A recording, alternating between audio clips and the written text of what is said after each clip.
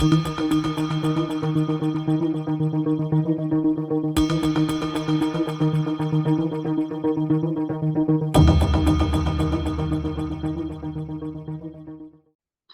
my name is Carolyn Mwenda. I'm the head of marketing at the National Museums of Kenya.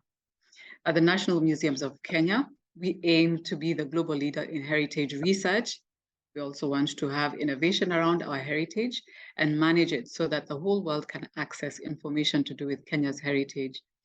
When we talk about heritage, we're talking about our natural heritage, and that's the flora and fauna in Kenya. We're talking about our cultural heritage, and we have over 45 ethnic communities in Kenya. And we're talking about our history as well, down to prehistoric information to do with the heritage of man. The cradle of mankind is in Kenya, and origin of man starts and begins in the Turkana Basin. And then we also want to talk about artistic heritage, and that is our cultural art, our crafts, and everything that is colorful about Kenya.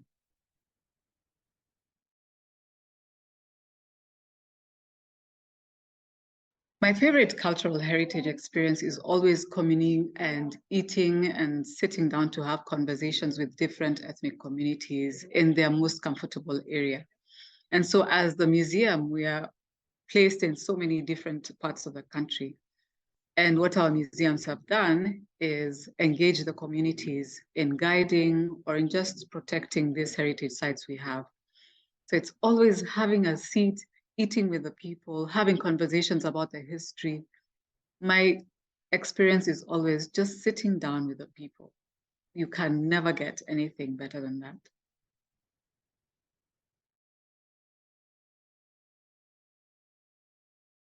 The National Museums of Kenya doesn't work in solitude. It has to work with the communities around it.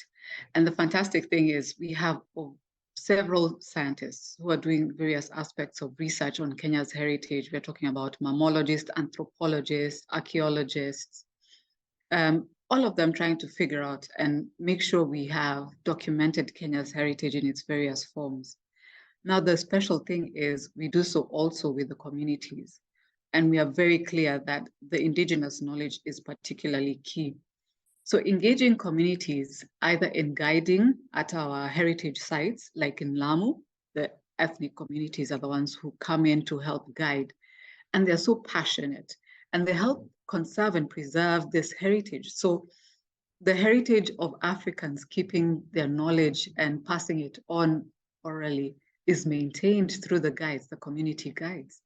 And while the research on one hand is going to confirm that traditional medicine does one or two things that the communities state, it's all part of the beautiful, colorful way of sharing our heritage with the public. So whether it's domestic tourists or international tourists.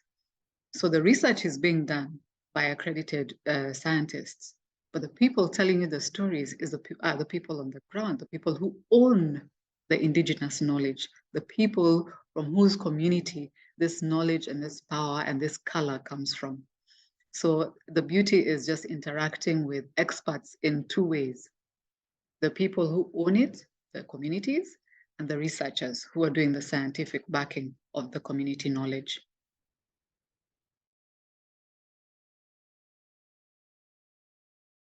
As I've mentioned before, Kenya is very colorful. We have over 45 ethnic communities, and we have 47 counties. And this is all jurisdictions for governance. Now, what has happened in our constitution is the fact that tourism has been devolved to the counties. So they do own what they can sell.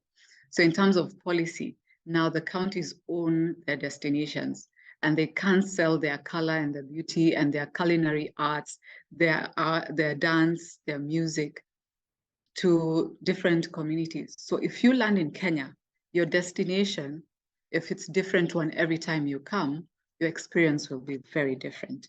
So in this way, we are encouraging our counties to tell their stories differently.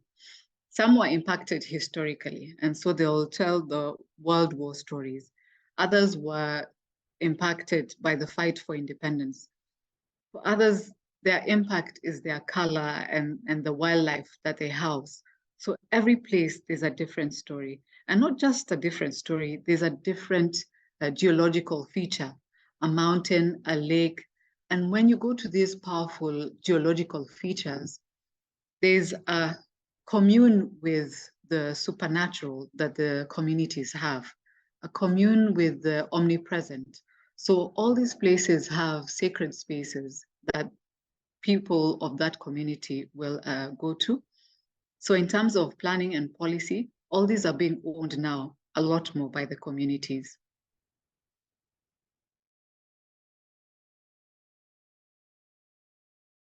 Marketing has taken on a very different angle. We are now going into storytelling. And if I can give you my experience in high school, I was very lucky to be in a high school where city slickers and those from rural communities were put together. And there was one girl in particular who I sat with, and she missed home. And when she talked to me about what she missed going to fetch water in a river and herding her goats.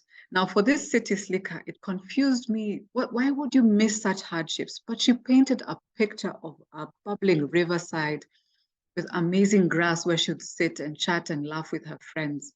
And as the goats were being herded and ate and drank to their nourishment. Now, telling stories of the location is far more important than just showing us pictures and saying, come here. So we need to change destination marketing into storytelling, and storytelling from the perspective of those who live and enjoy their livelihoods there.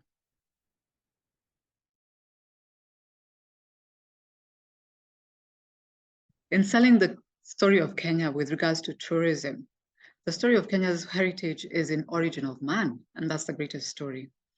World's life began on the Kenyan plate. And what we should do then is tell the story of reconnecting with people's roots. Their root is in Kenya. And the beauty and nature of Kenya's heritage, the natural heritage, in terms of the wildlife, the flora and fauna, and the magnificent natural landscape that we have, is all a bid to reconnect with their root. Let them come home.